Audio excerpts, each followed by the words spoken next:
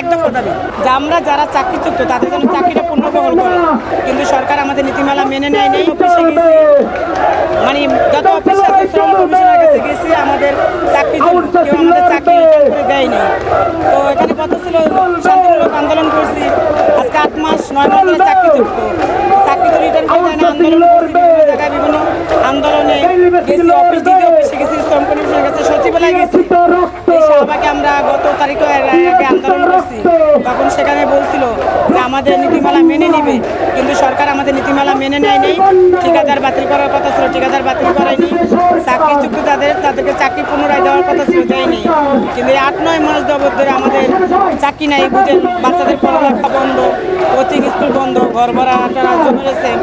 এই প্রায় তো 9 মাস, ফেব্রুয়ারি মাসে 2 তারিখে চাকরি নেই। সেই থেকে মনে করেন আমাদের সম্পূর্ণ সব কিছু বন্ধ। তো সরকারের কাছে আমরা আজকে আবার সেই একই দাবিতে আসছি যে সরকার যেন আমাদের এগুলো দেখে আমাদের দাবিটা মেনে নেয়, আমাদের এই ঠিকাদার পদ থেকে বাতিল করে দেয়, যে আমরা যারা চাকরিচ্যুত তাদের জন্য চাকরিটা পুনর্বহাল করে।